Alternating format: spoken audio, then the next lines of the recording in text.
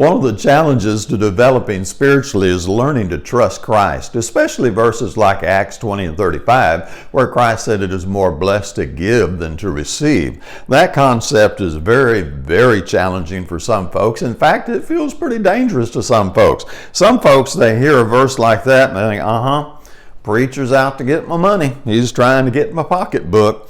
And now, don't be naive. There are some preachers that are interested in nothing but your money. But get away from those and get your focus back on Christ and try to see what Jesus was talking about when he said it's better to give than to receive. What he's giving us is the path, one of the keys to ultimate happiness, to a life of joy and bliss, as concerned as versus a life of me. Well, I'll tell you what, we are in a selfish world. I think we always have been, and the people are just so consumed about what's in it for me that very few of them really turn their eyes away from themselves and ask, okay, how can I contribute?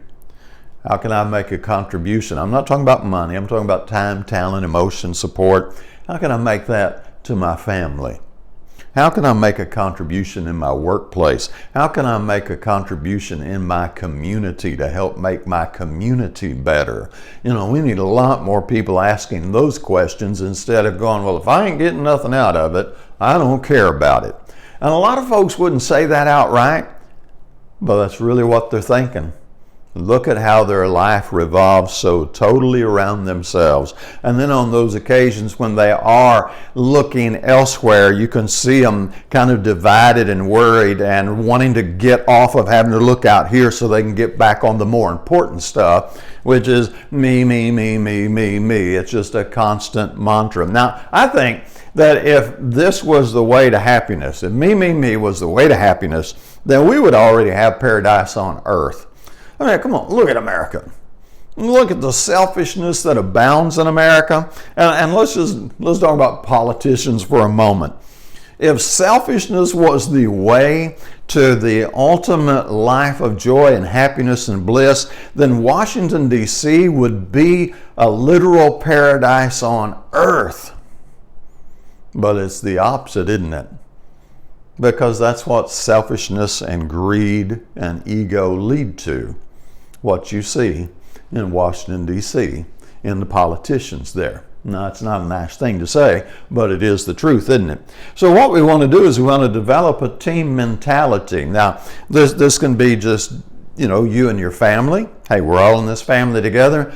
Let's all pitch in and make it the best we can. And again, I'm not talking about specific chores, though that would part of it, but I'm talking about the emotion, the nurturing, the support, the developing, all of those things that make a family an awesome place.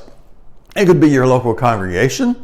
How can I do things here to make this place the church family that everyone wants to be a part of, as opposed to I'm just going to sit here on the pew and pay my fire insurance. I wouldn't be here, but if I'm not here, I'm going to go to hell, and I don't want to do that. That's just another version of me. That's all that one is. The team could be your workplace. It can be your community. It can just be anywhere where several of you come together, and it's not about any one individual. It is about something that is bigger than all of us. It is about making a difference in whatever area we're working in. So if you think of a sports team, you have a sports team, let's say basketball team, who really understands this concept of, it's about the team winning. It's not about any one player. Then they have a lot more potential than the team that has a hot dog player or two on it who won't pass the ball, who's always got to be the one that makes the shots, who's got to be in the spotlight. Now that team's going to have some problems. And there's going to be a lot of division in that team and probably not going to make it all the way to the championship and hold the winning trophy, right? So team mentality, really, really important to a successful life. And I want you to think of it this way. We have the common phrase, paying it forward. Well, that's what we're doing. We're paying it forward. I know we say you can't take it with you. When you die, you leave everything behind. But someone reading Matthew 6 and 19 and 20 said, but you can send it ahead. We lay up treasures in heaven by the good things we do here on earth. And those good things are selfless contributions to those around us. It's that letting our light shine. So, better to give. Something to think about.